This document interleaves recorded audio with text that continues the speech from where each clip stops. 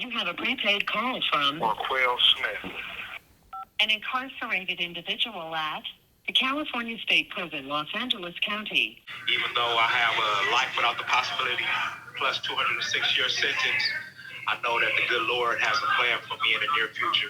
Marquel Smith didn't always talk this way.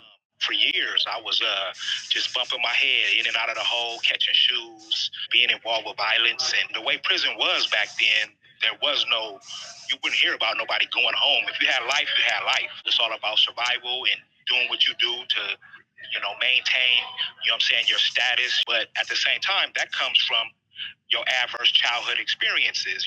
Adverse childhood experiences are among many challenges Smith has lived, but only recently learned language for. He says education and faith changed his thinking.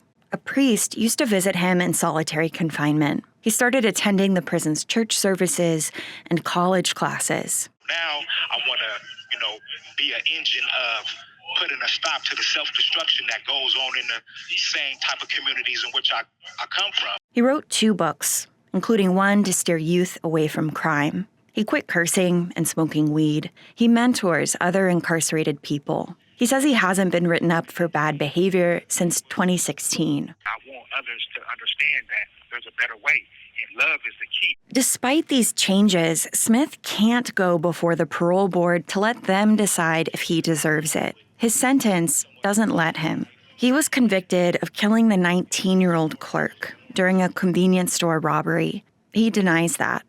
Whether Marquel Smith is innocent or guilty doesn't change the racial differences in the sentencing of cases like his. And Smith thinks there was racial bias in his trial, too. The judge was calling me and my co-defendant dudes, and when the detective was allowed to talk about, ghetto gang hits in my case, and my case is not even a gang case. You know what I'm saying? And why are you talking about the ghetto, in front of a jury? That had to be racist. You know what I mean? I knew that long ago, but I didn't know how to incorporate it into my arguments and find any case law that was against it. He has an appeal hearing in May.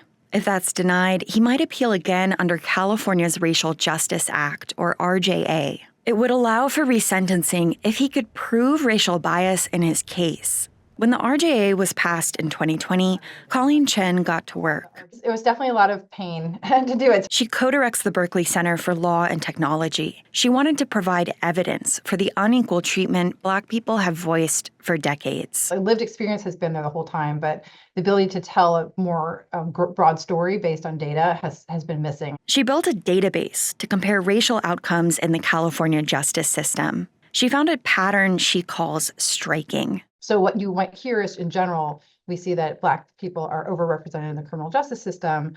But when you actually go at the granular level and look specifically at, are they arrested more? Are they convicted more?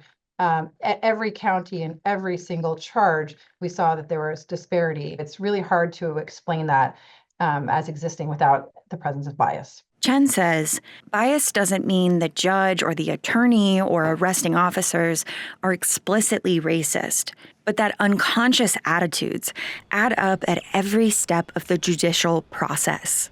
Marquel Smith wants to earn a law degree and change that. A new state bill introduced this month could give him the opportunity. SB 672. It would allow all people convicted for crimes committed between the ages of 18 and 25, when brains aren't fully developed yet, to go before the parole board after 25 years. I asked Smith if he were granted parole, what he would do first. Wow. I want to spend some time with my mother. I was locked up, like I said, at 17. I got out at 21, came back at 22. And here it is, I'll be 50 this year. So I haven't had a chance to spend no time with my mother. She wants the same. I just want to see my baby come home. This is what Smith wants people to know. People do change, you know what I'm saying? And if people see that people can change, you know what I'm saying, that should mean something. The California legislature has 6 months to pass SB 672. Can I give you a hug? Yes, I need it. Thank you. Katie Hyson, KPBS News.